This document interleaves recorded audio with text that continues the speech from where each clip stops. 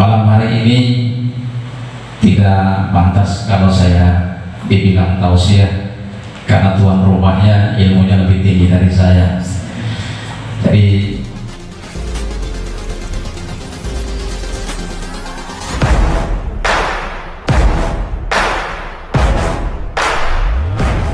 malam hari ini tidak pantas kalau saya dibilang tausiah, karena tuan rumahnya ilmunya lebih tinggi dari saya. Jadi sul adab kalau saya ngasih nasihat pada beliau. Jadi saya ngasih nasihatnya kepada anak-anak saya saja yang hadir di tengah-tengah kita, dan juga nasihat ini untuk diri saya pribadi. Sebelum itu, alhamdulillah malam hari ini saya gunakan kesempatan karena yang hadir di sini kebanyakan orang-orang tua murid yang putra putrinya ngaji di Adil Muslimin. Tolong dibantu Pak, besok pagi kami akan melaksanakan sholat subuh berjamaah. Jadi tolong bantu kondisikan anak-anak kita untuk bisa bangun pagi, jangan sampai kesiangan. Jadi untuk melatih mental dan juga kedisiplinan anak-anak kita di hadapan Allah Subhanahu wa Ta'ala.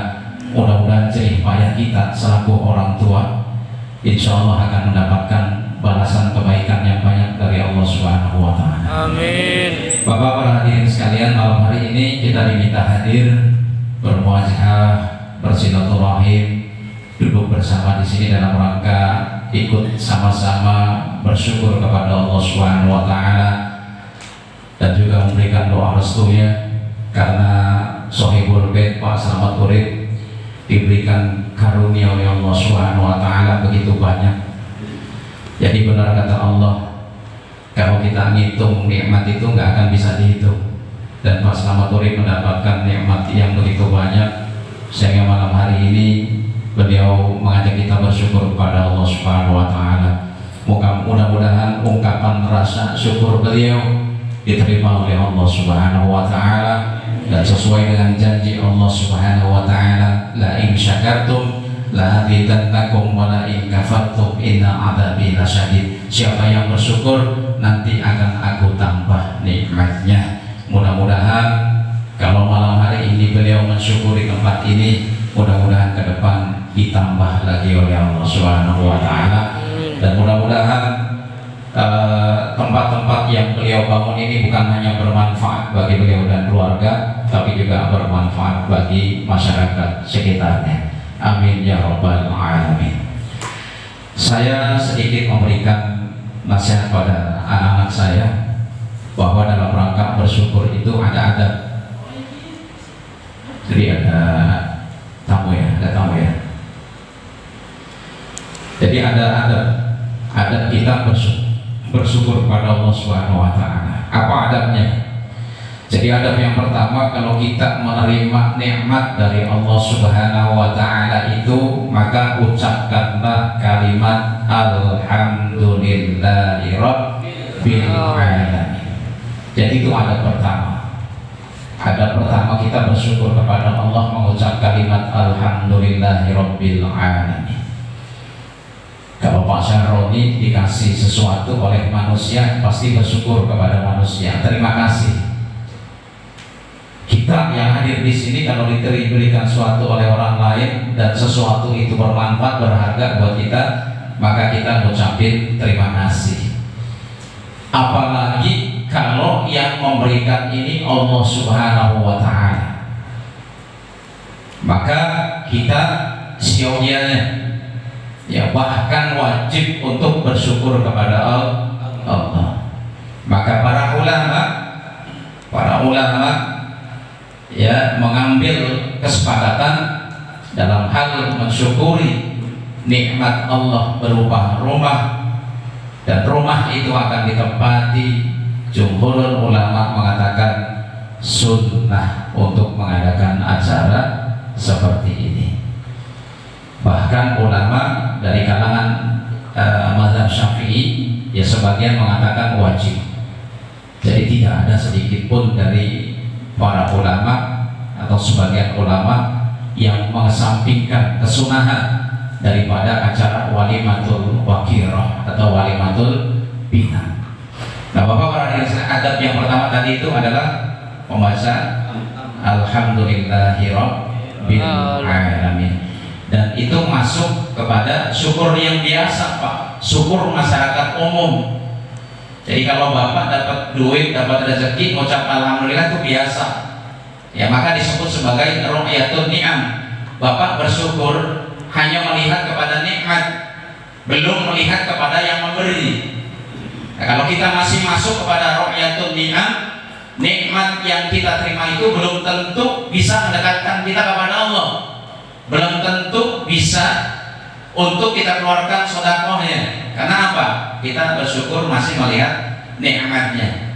Nah, nanti kita naik kepada jenjang yang kedua, yaitu ru'yatul mun'im. Kita melihat nikmat, ya tidak hanya nikmat yang kita lihat, tapi kepada yang memberi, yaitu Allah Subhanahu wa ta'ala. Maka ketika kita menerima nikmat, kita syukuri dan kita manfaatkan nikmat itu untuk taat ibadah kepada Allah. Lalu adab yang kedua, saya sebutkan hanya 3 saja ya. Adab yang kedua ketika kita menerima nikmat adalah jangan mengambil bagian dari rasa syukur itu. Tujukan semua rasa syukur itu kepada Allah Subhanahu wa ta'ala. Kok begitu? Bapak boleh lihat lafaz alhamdulillah itu diawali oleh huruf apa? Huruf apa Pak? Huruf alif lam. Alhamdulillah itu diawali dengan huruf alif lam. Namanya alif lam ma'rifah. Alif lam ma'rifah atau lam ta'rif. Jadi misalnya begini contoh. Ini pulpen Pak, dalam bahasa Arab qalamun. Dalam bahasa Arab qalamun. Semua pulpen masalahnya. Semua bentuk pulpen itu qalamun. Tapi kalau sudah dimasukkan di depannya itu al-qalamun, maka cuma ini yang dituju. Al-qalamun ini. Ya, rumah baitun. Banyak rumah itu baitun. Rumah mana saja.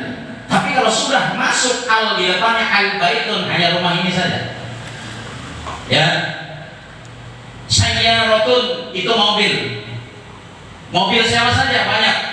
Tapi kalau sudah dimasukkan alif lam di depannya, jadi as-sayyaratun, hanya mobil itu saja. Grand Max warna hitam, milik masalah. As-sayyaratun. Sayyaratun apa itu? Pohon banyak Pak, pohon pisang, rumput banyak. Tapi kalau sudah dimasukkan alif lam ke depannya, as-sayyaratun, itu pohon itu saja yang khusus. Nah, alhamdulillah ini diawali dengan alif lam, berarti rasa syukur kita itu hanya ditujukan kepada Allah, dan kita tidak boleh ambil bagian. Tidak boleh ambil bagian. Pak Yudi, ini Rizky ini dapat nilai bagus Pak di sekolahan Pak. Nah, murid-murid apa, guru apa, teman-teman wali murid yang lain menyanjung, hebat Pak Yudi ini mantap ini jadi orang tua ini. Rizky nilainya bagus, hafal lagi pengajiannya rajin Pak. Mantap ini. Lalu Pak Yudi nyebut alhamdulillahirabbil alamin. Ini semua atas kehendak Allah. Itu yang betul. Ini yang benar. Ya. Jadi rasa syukur kita hanya disandarkan kepada Allah.